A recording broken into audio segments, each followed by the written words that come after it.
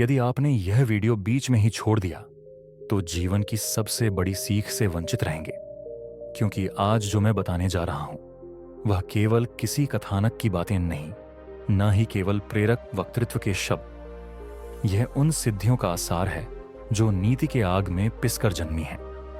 यदि तुम वास्तव में समझना चाहते हो कि दयालुता कब तुम्हारी शक्ति बनती है और कब कमजोरियां हो गढ़ती है, तो अंत तक सुनो। हर शब्द तुम्हारे लिए अमूल्य होगा। राजगृह की रात गहरी थी। आंगन में एकमात्र दीपक मध्यम चल रहा था। उसकी लौ की मंद चंचलता में भी सत्य और नीति की प्रकाश भूमि स्पष्ट थी।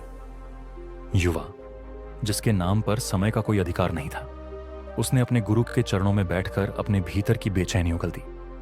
वह बेचैनी दयालुता की थी, लेकिन न पूरी तरह विश्वास की, न पूरी तरह विवेक की। उसकी आंखों में उदारता थी, पर निर्णय में नरमाई भी थी।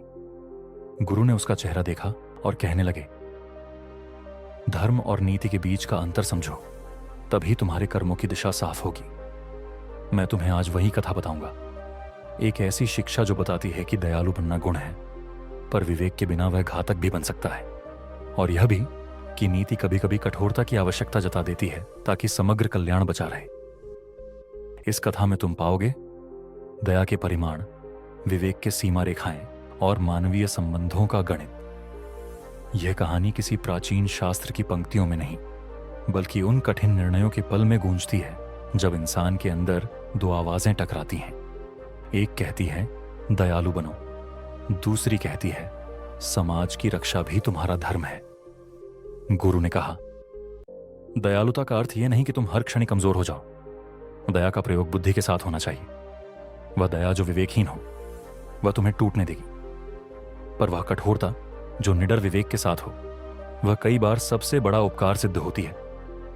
आज मैं तुम्हें 7 सूत्र बताऊंगा। न वो तलवार है, न वे केवल छल।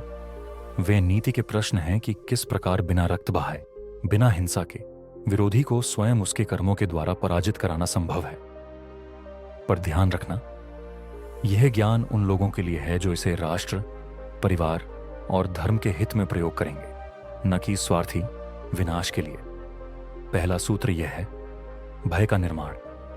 भय को न तो निर्ममता समझो, न ही हथियार के रूप में प्रत्यक्ष रूप से दिखाओ।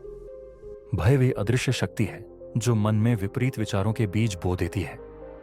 यदि कोई व्यक्ति यह मानने लगे कि उसके सामने कोई ऐसा शक्ति स्वामी है जो उसे हराने में सक्षम है, तो उसकी आधी जिजीविषा खुद ही घटने लगती है। भय से आई निर्बलता निर्णयों को धुंधला कर देती है। वह व्यक्ति स्वयं गलत कदम उठाने लगता है। इसीलिए सतर्कता, संयम और समय पर दिखाया गया भारी मनोवैज्ञानिक दबाव वस्तुतः युद्ध जितना ही निर्णायक होता है। पर यहां नियत महत्वपूर्ण है। भय पैदा करोगे तो आत्मरक्षा के रूप में, उत्पीड़न के रूप में नहीं। दूसरा सूत्र है संदेह बोना। नेता का सबसे बड़ा दुश्मन उसका स्वयं का सायंता तंत्र है। यदि उसके अभिजात्य और सहयोगी उसके प्रति संदेह करने लगें तो उसका शासन भीतर से विखंडित हो जाता है। इसलिए सत्य और असत्य के बीच की परतों को समझकर, छोटी छोटी घटनाओं को सुव्यवस्थित ढंग से पेश कर तुम उस व्यक्ति को ऐसे दुविधा में डाल सकते हो कि वह अपने निर्णयों पर भरोसा खो दे। यह प्राचीन लोकोक्ति है, कोई भी साम्राज्य बाहर से नहीं, भीतर से गिरता है। यदि विरोधी का आश्रय पड़ा अपने ही विचारों में उलझ जाए तो वह अपने कर्मों से ही पतन का रास्ता बना लेगा। भ्रम का बीज यदि सही समय पर बो दिया जाए तो फल स्वयं विरोधी के पंथ पर लग जाता है। तीसरा सूत्र है अहंकार का पोषण। ध्यान देना, अहंकार को दमन करना नहीं, समय अनुकूल उसे बढ़ावा देना एक नीति है। जब कोई निरपेक्ष रूप से स्वयं को अजर अमर महसूस करने लगे तो उसका निर्णय क्षुद्र और भ्रमपूर्ण हो जाता है। अहंकार में डूबा हुआ शासक आत्ममुग्धता के चलते सलाह सुनना बंद कर देता है, जोखिमों को हल्का आंका करता है और उन निर्णयों में उलझ जाता है जो उसे अंतिम सत्य से दूर कर देते हैं। अहंकार भले ही दिखने में शक्ति का आभास दे, पर वह भीतर से कमजोर करता है। अतः यदि तुम चाहते हो कि बिना लड़े ही प्रतिद्वंद्वी कमजोर हो जाए, तो उसकी प्रशंसा उसकी गलतियों को जन्म देती हुई दोहराओ। उसकी विजय का गीत उसे अंधा कर देगा। किंतु यह सब तभी किया जाना चाहिए जब लक्ष्य न्याय और रक्षा हो, व्यक्तिगत नुकसान या बदले की भावना से प्रेरित ना हो। चौथा सूत्र है महत्वाकांक्षा का उपयोग। हर मनुष्य किसी न किसी कामना का दास होता है, या सत्ता की, या नाम की, या संपत्ति की। यदि तुम समझ सको कि किस प्रकार उसकी महत्वाकांक्षा उसे अपने पांव पर कुल्हाड़ी मारने को मजबूर करेगी, तो वही महत्वाकांक्षा उसका पतन बन सकती है। किसी राजा को अधिक धन का लालच दिखाओ, किसी प्रशासक को असीम विधाओं का भ्रम दे दो, वे अपनी ही चाह में ऐसे निर्णय ले लेंगे जो अंततः उनके विनाश का कारण बनेंगे। यह विधि क्रूर प्रतीत हो सकती है, पर नीति का सार यही है कि यदि किसी की आकांक्षा उनके समुदाय, राज्य या लोगों के हित में बाधा बने, तो उसे उसी आकांक्षा के द्वारा नियंत्रित कर लिया जाता है। फिर भी यह केवल तब किया जाना चाहिए जब परिणाम बड़ा हो। लोभ की आग यदि सामूहिक नुकसान लाए तो उसे बुझाना आवश्यक है। पांचवां सूत्र है फूट डालो। यह वह नीति है जिसका प्रयोग सदियों से हुआ है। विभाजित करो और शासन करो, पर इसे केवल राजनीतिक ताकत के रूप में न लो। यह मानव संबंधों में विषमता पैदा कर देता है। जब समूहों के बीच भरोसा टूटा दिया जाता है तो वे स्वयं एक दूसरे के विरुद्ध सुलगते हैं। तुम समूहों के दलों में छोटे छोटे असंतोष, द्वेष की चिंगारी डालकर उन्हें आंतरिक संघर्ष की ओर मोड़ सकते हो। प्रतिद्वंद्वी अपना ध्यान भीतर की आग बुझाने में लगाएगा और बाहरी खतरा स्वाभाविक रूप से कमजोर होगा। यह नीति न केवल राजनैतिक बल्कि व्यापार, परिवार और सामाजिक गठबंधनों में भी कारगर सिद्ध होती है। ध्यान रहे, यह तब प्रयोग करो जब तुम्हारी नियत नैतिक और व्यापक कल्याण हेतु हो। व्यक्तिगत लाभ के लिए नीति कला का दुरुपयोग अनैतिक और विनाशकारी है। छठा सूत्र है समय और अवसर छीन लो। समय हर योद्धा की सबसे बड़ी संपत्ति है। अवसर ही वह क्षण होता है जिसमें विजय की संभावना सर्वाधिक होती है। यदि तुम विरोधी को सही समय पर क्रियाशील नहीं होने दोगे, उसकी सूचना, रसद या समर्थन समय पर रोके रहोगे, तो वह अपने आप असमर्थ हो जाएगा। एक राजा जो युद्ध के लिए तैयारी कर रहा हो, यदि उसकी रसद काट दी जाए या उसके संदेशों में बाधा आए तो संकटग्रस्त हो जाएगा। समय के साथ खेलना एक सूक्ष्म विधि है। बिना किसी प्रत्यक्ष आक्रमण के तुम उसकी योजना को विफल कर देंगे। यह रणनीति व्यापार में भी काम आती है। प्रतिद्वंद्वी को निर्णय लेने का समय न देना, उसे जल्दबाजी में बांधना और फिर उसके निर्णयों की कमी का लाभ उठाना, यह सब बिना किसी खून खराबे के विजय की राह है। सातवां और अंतिम सूत्र है लक्ष्य को नष्ट कर दो। किसी व्यक्ति या समाज की शक्ति उसके विश्वास और लक्ष्य में निहित होती है। यदि तुम उसके लक्ष्य को निरर्थक कर सको, यदि तुम उसे यह भरोसा दिला सको कि उसका प्रयत्न, उसका संघर्ष, उसका उद्देश्य व्यर्थ है, तो उसने आधी लड़ाई हार ली। विचारों और प्रयत्नों की दिशा जब खो जाती है तो व्यक्ति उदासीन हो जाता है और उसकी शक्ति अपने आप क्षीण हो जाती है। उदाहरण स्वरूप, यदि किसी नेता का मुख्य आदर्श जनप्रियता पर टिका है और तुम उसे इस भ्रम में डाल दोगे कि जनमन उसके साथ नहीं है, चाहे वह सत्य हो या मिथ्या, तो वह अपनी चालों में धीमा पड़ जाएगा। उसकी सेना और उसकी प्रशंसाएं खिन्न हो जाएंगी।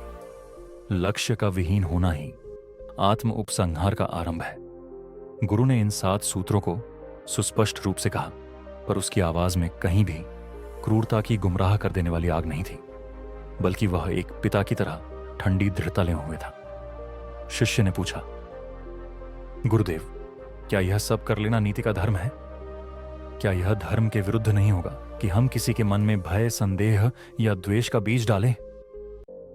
गुरु ने उत्तर दिया, धर्म वहीं समाप्त होता है जहां पर जनता और समाज का कल्याण आरंभ होता है।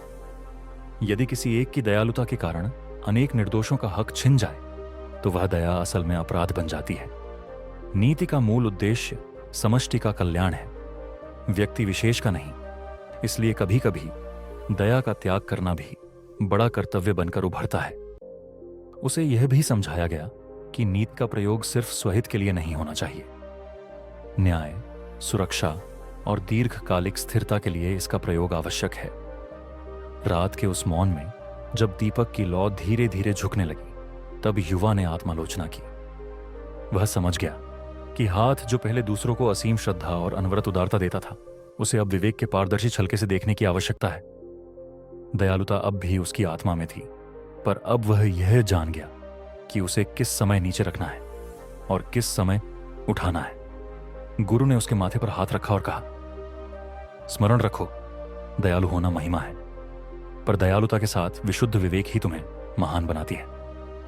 तुम जिस क्षण निर्बलता को दया समझने लगोगे, उसी क्षण तुम्हारे हाथों की शक्ति गर्दन से बाहर फिसलने लगेगी। इसलिए दया करो, पर विवेक के साथ। दया करो, पर न्याय की कसौटी पर खड़ी करके।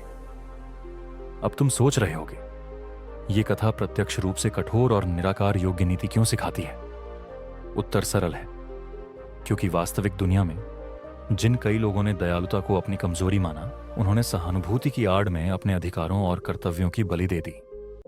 दयालुता का सबक यह नहीं कि तुम्हें कठोर बन जाना है, वस्तुतः यह कहती है कि तुम्हें समझना होगा कब सहानुभूति का प्रदर्शन करना है और कब न्याय के लिए कठोर निर्णय लेना है। केवल उस व्यक्ति की प्रशंसा करो जो जरूरतमंद है, नहीं तो तुम ऐसे लोगों को दान दे दोगे जो तुम्हारी नरमी को उड़ाकर तुम्हें ही कमजोर कर देंगे। यदि इस कहानी ने तुम्हारे मन पर हल्की सी भी चिंगारी छोड़ी हो, तो अब कुछ शब्द मेरे से सुनो। और हां, थोड़ा व्यवहारिक। यदि तुम हमारे चैनल पर नए आए हो तो कृपया सब्सक्राइब कर लो। यदि यह वीडियो तुम्हें उपयोगी लगा हो और तुमने अभी तक लाइक नहीं किया है तो अभी कर दो। तुम्हारी वह छोटी सी मेहनत ही हमें और बेहतर कहानियां लाने की प्रेरणा देती है।